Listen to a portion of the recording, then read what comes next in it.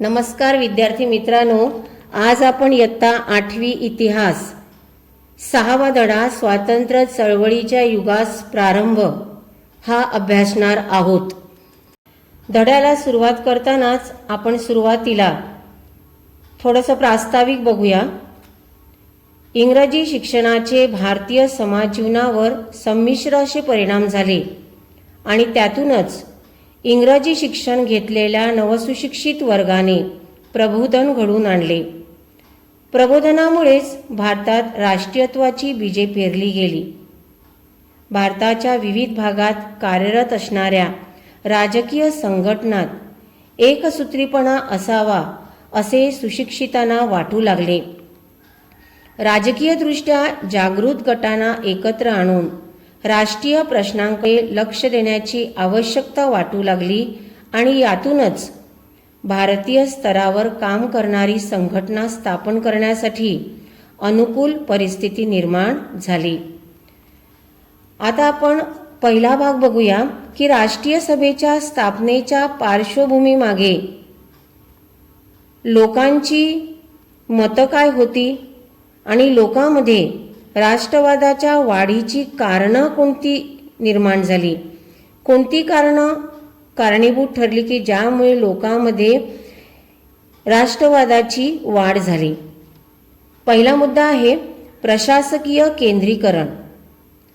भारतात ब्रिटिशांचा एकछत्री अंमल सुरू झाला आणि संपूर्ण देशभर समान धोरणे लागू झाली।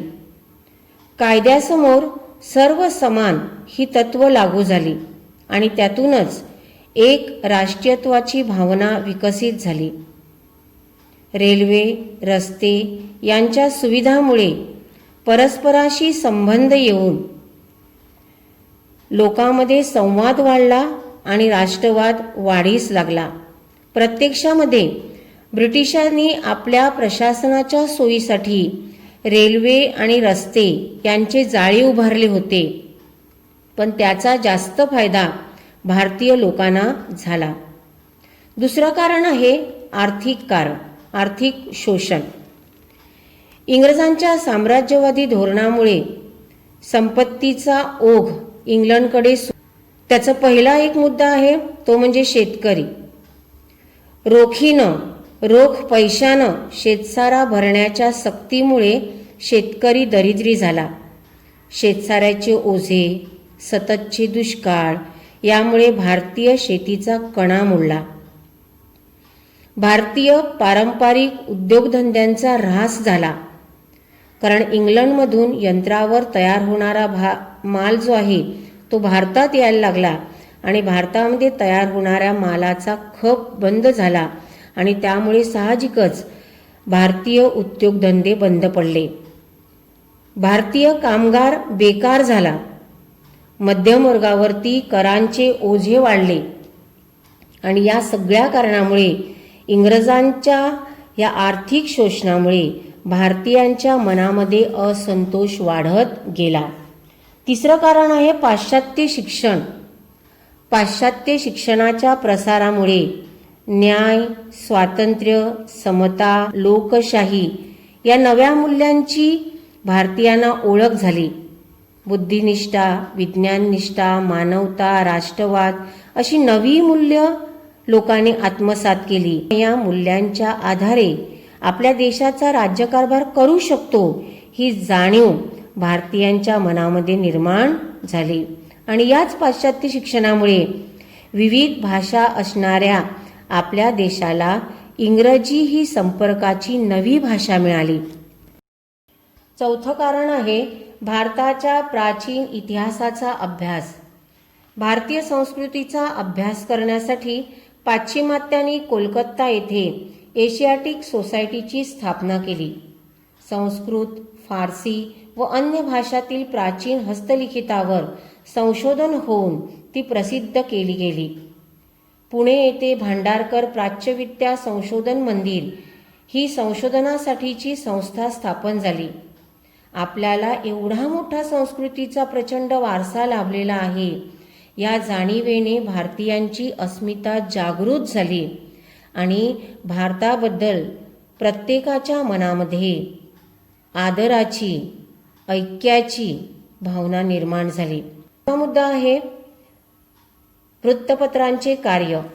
यामध्ये वृत्तपत्रांनी सुद्धा सामाजिक आणि राजकीय विषय मांडून लोकांमध्ये जागृती घडवून आणली. दर्पण, प्रभाकर, अमृत बजार पत्रिका, केसरी, मराठा इत्यादी वृत्तपत्रांनी सरकारच्या अन्यायी धोरणावर कठोर टीका केली. वृत्तपत्रांच्या या कार्यामुळेच भारतीयात राष्ट्रवादी वृत्ती जागृत झाली. या धड्यातील पुढचा मुद्दा आहे भारतीय राष्ट्रीय सभेची स्थापना आणि त्यामागील उद्दिष्ट. 28 डिसेंबर 1885 रोजी मुंबई येथे राष्ट्रीय सभेची स्थापना झाली. गोकुळदास तेजपाल संस्कृत पाठशाळेत देशभरातून 72 प्रतिनिधी एकत्र आले होते. कोलकात्याचे वकील व्योमेशचंद्र बॅनर्जी यांच्या अध्यक्षतेखाली भरलेल्या या अधिवेशनात भारतीय राष्ट्रीय काँग्रेसची स्थापना करण्यात आली. इंग्रज अधिकारी ऑक्टेवियन ह्यूम यांनी या स्थापनेत पुढाकार घेतला होता. याचे 2 महत्त्वाचे हेतू होते. ते म्हणजे भारतीयांना प्रशासनात प्रतिनिधित्व मिळावे आणि लष्करी खर्चात कपात करावी अशी काही हेतू किंवा त्यांच्या मागण्या होत्या. उद्दिष्ट बघूयात. विविध धर्म, जाती, भाषा आणि प्रदेश यातील लोकांना एका व्यासपीठावर आणणे, परस्परांच्या समस्या जाणून घेऊन त्यावर विचारविनिमय करणे आणि लोकांमध्ये ऐक्य भावना वाढीस लावून राष्ट्राच्या उन्नतीसाठी प्रयत्न करणे ही. या राष्ट्रीय सभेच्या अधिवेशनामध्ये काही ठराव संमत करण्यात आले. ते ठराव आपण बघूयात. 1. प्रांतिक विधिमंडळात लोकप्रतिनिधी असावेत. 2. सुशिक्षित भारतीयांना प्रशासनात नोकऱ्या मिळाव्यात. 3. लष्करी खर्चात कपात करावी. 4. लोकांच्या कायदेशीर हक्कांचे रक्षण व्हावे म्हणून कार्यकारी संस्था व न्याय संस्था वेगळ्या कराव्यात. राष्ट्रीय सभेमध्ये त्या काळामध्ये म्हणजे 1885 ते 1905 या काळामध्ये 2 युग आली. एक म्हणजे मवाळ युग आणि दुसरं जहाल युग. मवाळ युगाची विचारसरणी आपण पाहूयात. शांततेच्या आणि सनदशीर मार्गाने स्वातंत्र्यासाठी लढा देणारे जे होते त्यांना मवाळवादी असं म्हणतात. हे नेते वास्तववादी, उच्च शिक्षित आणि इंग्रजांच्या न्यायबुद्धीवर विश्वास ठेवणारे होते. संघटनेत कार्यातून भक्कम पाया उभा केला पाहिजे या मताचे ते होते. पाश्चात्य शिक्षणातून मिळालेल्या स्वातंत्र्य, समता, बंधुता मूल्यांचा त्यांच्यावर प्रभाव होता. गोपाळकृष्ण गोखले, फिरोजशाह मेहता, सुरेंद्रनाथ बॅनर्जी हे मवाळांचे पुढारी होते. जहाल युग हे 1905 ते 1920 हा काळ त्यांचा मानला जातो. स्वातंत्र्य लढ्यासाठी इंग्रजांविरुद्ध तीव्र संघर्ष केला पाहिजे या मताचे असणारे ते जहाल. राष्ट्रीय सभेच्या उद्दिष्टांबाबत दोन्ही गटात एकमत होते. मात्र ही उद्दिष्ट कोणत्या मार्गाने साध्य करायची त्या मार्गाबाबत दोन्ही गटात मतभेद होते. लाला लजपतराय, लोकमान्य टिळक, बिपिनचंद्र पाल हे जहाल पुढारी होते. लक्षावधी लोकांना स्वातंत्र्य चळवळीत उतरवून सरकारविरुद्ध संघर्ष केला तरच स्वातंत्र्य मिळेल यावर जहालवाद्यांचे एकमत होते. सशस्त्र बंडाची भूमिका व्यापक जनआंदोलनाचा मार्ग स्वीकारला. मवाळांनी स्वातंत्र्य चळवळीचा पाया घातला तर ही चळवळ पुढे नेण्याचं कार्य जहालवाद्यांनी केलं.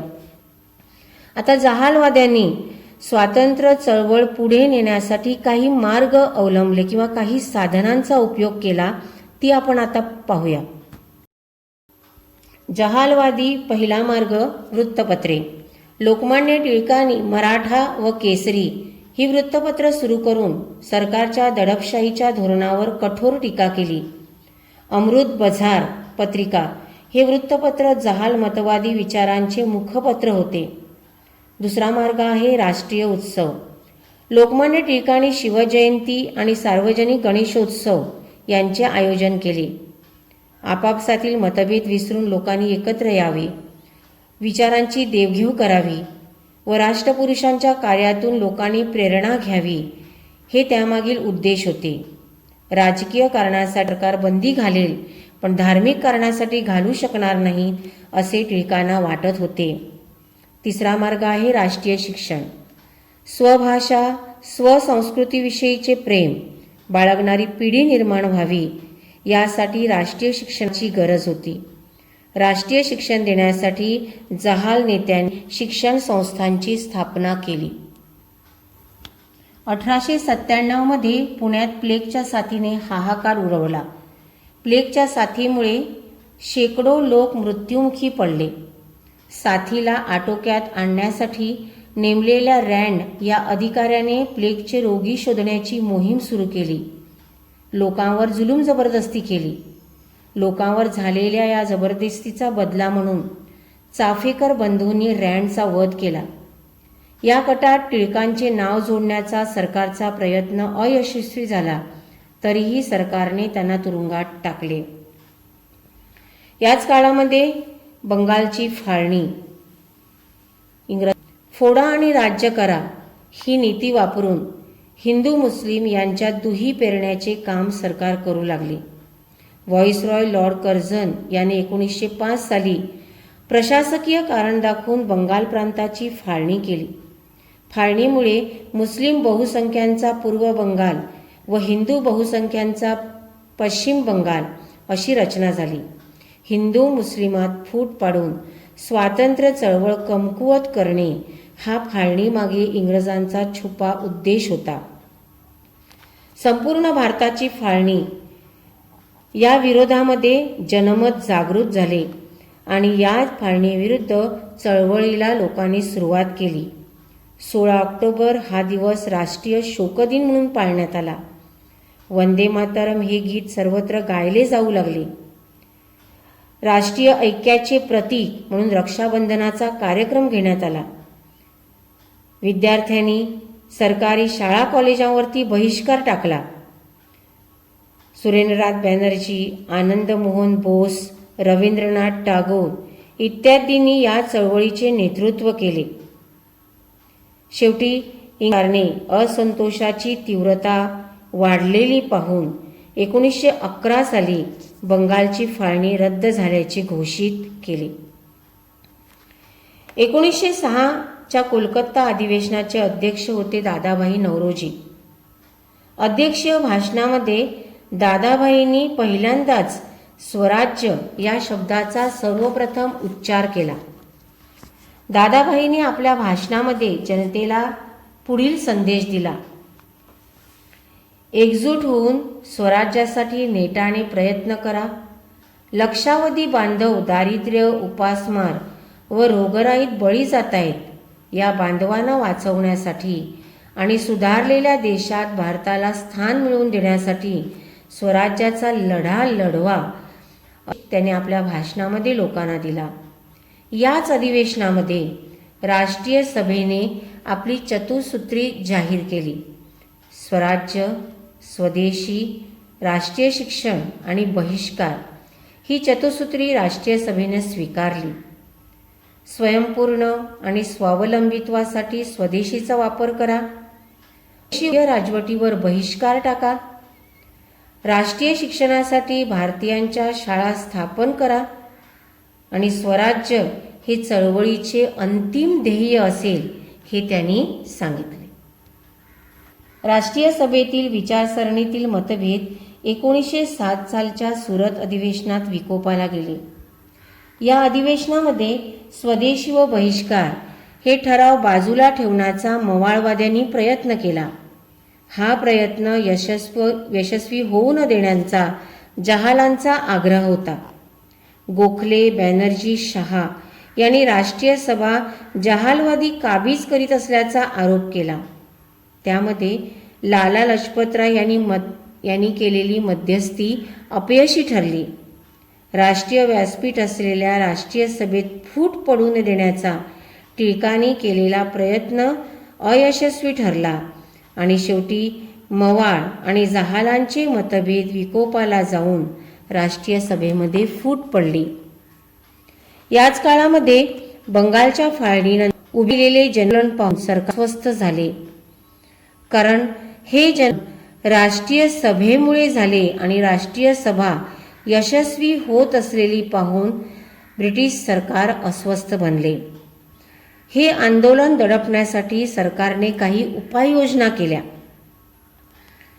पहिलं म्हणजे त्यांनी सार्वजनिक सभांवरती बंदी घातली, कायदा मोडणाऱ्यांना कडक शिक्षा केली, शाळकरी मुलांना सुद्धा फटके मारले, वृत्तपत्रावरती बंधने घातली, सरकारवर टीका करणारे छापखाने जप्त केले, लेखकांना व संपादकांना तुरुंगात टाकले, लोकमान्य टिळकावर राजद्रोहाचा आरोप ठेवून 6 वर्ष मंडालेच्या तुरुंगात त्यांना पाठवले आणि बिपिनचंद्र पाल यांना सुद्धा कारावासाची शिक्षा केली. लाला लजपतराय यांना पंजाबमधून हद्दपार केले. राष्ट्रीय सभेला मिळणारा प्रतिसाद त्यांना मोडायचा होता, म्हणून लाल, बाल आणि पाल यांनी एकत्र येऊ नये म्हणून त्यांना तुरुंगात टाकले आणि हद्दपार केले. याच काळामध्ये वंगभंग आंदोलनामध्ये राष्ट्रीय सभेला मिळणारा प्रचंड प्रतिसाद पाहून सरकारने फोडा आणि राज्य करा या नीतीचा अवलंब केला. मुस्लिमांचे हित जपण्यासाठी स्वतंत्र राजकीय संघटनेची गरज असल्याचा प्रचार सरकारने केला. नेतृत्वाखाली मुस्लिमांचे शिष्टमंडळ गव्हर्नर जनरल लॉर्ड मिंटोला भेटले आणि लॉर्ड मिंटो व इंग्रज अधिकारी यांच्या प्रेरणेने 1906 मध्ये मुस्लिम लीगची स्थापना झाली. याच काळामध्ये भारतीयांमध्ये असंतोष हा वाढीस लागला होता आणि असंतोष जो वाढीस लागला त्याची काही कारणं होती. ती म्हणजे ब्रिटिशांच्या आर्थिक धोरणाने जनतेचे दारिद्र्य वाढले होते, कर्जांची दडपशाही वाढत चालली होती, सुशिक्षित भारतीयांना नोकऱ्यामध्ये समाविष्ट केलं जात नव्हतं आणि आफ्रिकेतील भारतीयांना अन्यायकारक अशी वागणूक दिली जात होती. भारतीय जनतेमध्ये ब्रिटिश सरकारच्या कामाबद्दल असंतोष होता. भारतीय जनतेच्या दारिद्र्याचं मुख्य कारण म्हणजे ब्रिटिशांचं आर्थिक धोरण हे जनतेच्या लक्षात आलं होतं. म्हणून भारतीयांच्या या असंतोषाला तात्पुरती मलमपट्टी करण्यासाठी ब्रिटिश सरकारने मोर्ले मिंटो सुधारणा कायदा 1909 मध्ये आणला. त्याच्या काही तरतुदी होत्या. पहिली म्हणजे कायदेमंडळातील भारतीय सदस्यांच्या संख्येत वाढ करणे, काही निर्वाचित भारतीय प्रतिनिधींचा कायदेमंडळात समावेश करणे, मुस्लिमांसाठी विभक्त मतदारसंघाची योजना. या कायद्याने भारतामध्ये फुटीरतेची बीजे पेरली गेली. लोकमान्य टिळकांच्या प्रयत्नांनीच 1916च्या लखनौ अधिवेशनात राष्ट्रीय सभेतील मतभेद मिटवून दोन्ही गट पुन्हा एकत्र आले आणि राष्ट्रीय सभा आणि मुस्लिम लीग यांच्यात समेटाचा एक लखनौ करार झाला. या करारानुसार मुस्लिमांच्या विभक्त मतदारसंघांना राष्ट्रीय सभेनं मान्यता दिली आणि भारताला राजकीय अधिकार मिळवण्याच्या राष्ट्रीय सभेच्या कार्यात सहकार्य करण्याचे मुस्लिम लीगने मान्य केले. याच काळामध्ये पहिलं महायुद्ध सुरू होतं आणि या पहिल्या महायुद्धाचे काही परिणाम भारतावर पण झालेले होते. ते म्हणजे दैनंदिन गरजेच्या वस्तूंचे भाव वाढले, इंग्रजांनी भारतीयावरती अनेक निर्बंध लादले आणि त्यामुळे भारतीयामध्ये असंतोष वाढू लागला. लोकमान्य टिळक यांच्या मनामध्ये असे आले की आपला राज्यकारभार आपण स्वतः करणं गरजेचं आहे. म्हणून त्यांनी एक चळवळ सुरू केली, त्याला होम रूल चळवळ असं म्हणतात. आपला राज्यकारभार आपण करणं म्हणजे स्वशासन. आयर्लंड देशात वसाहतवादाविरुद्ध होम रूल चळवळ चालू होती आणि त्याच धर्तीवरती डॉक्टर ॲनी बेझंट आणि लोकमान्य टिळक यांनी होम रूल चळवळ सुरू केली. स्वशासनाची मागणी लोकांपर्यंत पोहोचवताना लोकमान्य टिळकांनी स्वराज्य हा माझा जन्मसिद्ध हक्क आहे आणि तो मी मिळवणारच असे ठामपणे सांगितले. चळवळीला सुरुवात झाली. त्याच काळामध्ये पहिल्या महायुद्धाचे परिणाम आणि होमरूल चळवळ यामुळे जनतेमध्ये असंतोष वाढला. हा असंतोष कमी करण्यासाठी भारतीयांना काही राजकीय अधिकार देण्याची इंग्रजांनी ठरवले. भारत मंत्री मॉन्टेग्यू यांनी 1917 साली भारताला लवकरच जबाबदार राज्यपद्धती देण्यात येईल घोषित केले. सरकार जर भारतीयांच्या मागण्याविषयी समजूतदारपणा दाखवणार असेल तर भारतीय जनता देखील सरकारला सहकार्य करेल असे लोकमान्य टिळकांनी जाहीर केले. लोकमान्य टिळकांच्या या धोरणाला प्रतियोगी सहकारिता असे म्हणतात. ब्रिटिश पार्लमेंटने 1919 साली भारताला घटनात्मक सुधारणा देणारा जो कायदा संमत केला त्यालाच मॉन्टेग्यू-चेम्सफोर्ड सुधारणा कायदा असे म्हणतात. या कायद्यानुसार भारतीयांना काही अधिकार देण्यात आले. पहिलं म्हणजे बिनमहत्वाची खाती भारतीय मंत्र्याकडे सोपवण्यात आली. अर्थ, महसूल, गृह यासारखी महत्वाची खाती गव्हर्नरच्या ताब्यात राहतील. या कायद्याने भारतीयांची निराशा केली. हे स्वराज्य नव्हे आणि त्याचा पायाही नव्हे या शब्दात लोकमान्य टिळकांनी त्याची टीका केली. सरकारला नमवायचे असेल तर आंदोलन अधिक तीव्र करण्याची गरज आहे असे भारतीयांना कळून चुकले आणि भारत नव्या आंदोलनाला सिद्ध झाला.